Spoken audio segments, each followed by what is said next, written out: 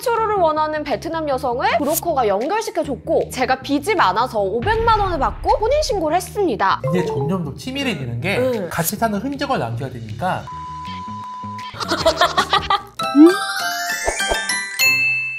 네, 친절한 소송 오늘 어떤 사연이 준비되어 있는지 보겠습니다. 네, 제가 빚이 많아서 500만 원을 받고 베트남 여성과 혼인신고를 했습니다. 국내 초로를 원하는 베트남 여성을 브로커가 연결시켜줬고 5년 동안 매년 500씩 총 2,500만 원을 준다고 하더라고요. 아니, 세상에 이런 일이 있어요? 아니 근데 이런 분들이 생각보다 너무 많아요. 이분들이 이 기간이 지나면은 다시 또 서류 정리를 이혼으로 하고 다시 또 새로운 분이랑 또 재혼하고 왜요? 하면서 500씩 생기잖아요. 이게 몇 아, 이게 돈벌이구나. 돈벌이죠. 근데 제가 실제로 만나보신 분 중에 7번 결혼하신 분 있어요. 7번이요? 태국, 중국, 러시아, 다. 그러면 그분은 결혼할 생각이 아예 없으시고 돈벌이 수단으로만 할 생각이신 거예요? 아니요, 사랑했대요.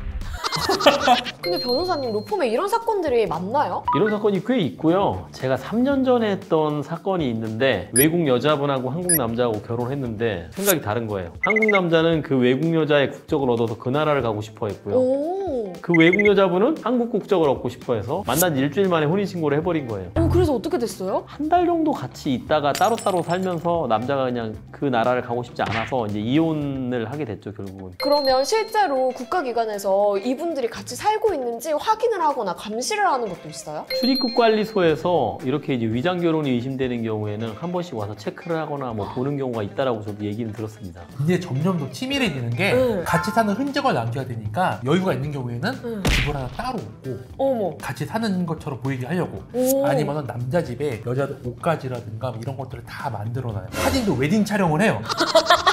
결혼 사진을 보여줘야 돼요. 어렵다. 그렇죠. 같이 연애했던 것처럼 사진들을 다 찍어서 사진첩이랑 앨범을 집에다가 붙여놔야 돼요. 이게 기본이래요. 쉽지 않다. 그쵸? 자, 그럼 이분은 어떻게 하셨는지 한번 볼게요. 그런데 가사 도우미를 한다던 여성이 유흥업소에서 일하다가 걸려 추방을 받고 결국 본인 나라로 도망갔습니다. 문제는 그 이후에 브로커는 연락도 안 받습니다.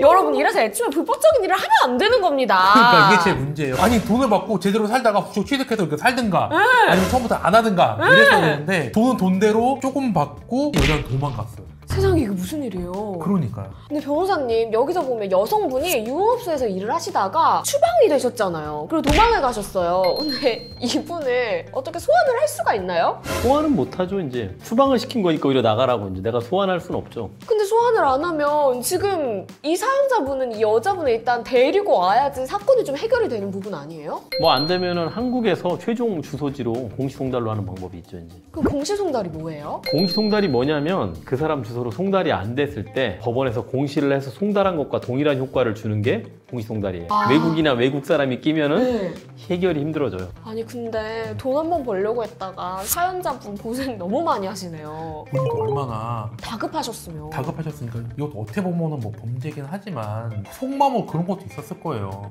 그래도 이쁘면 같이 살아볼까?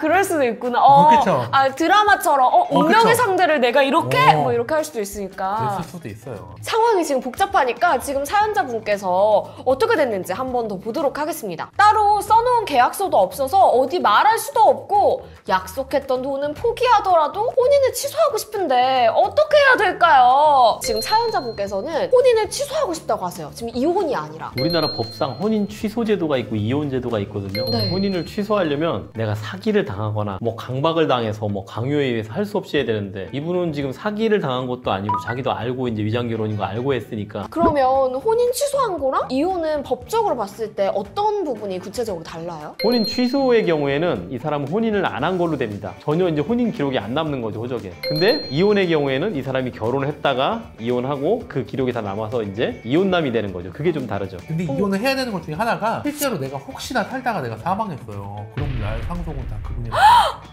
이거 더 열받는데요? 근데 만약에 빚만 있으면 빚만 빚도 상속돼. 상속되겠죠. 이게 좋은 건지 나쁜 건지. 이분이 빚이 있었다고 하니까 빚을 물려주는 것도 방법 중에 하나겠네요. 네, 오늘은 외국인과의 위장 결혼에 관한 이야기였는데요. 도움이 되셨으면 좋겠습니다. 구독과 좋아요는 사랑입니다.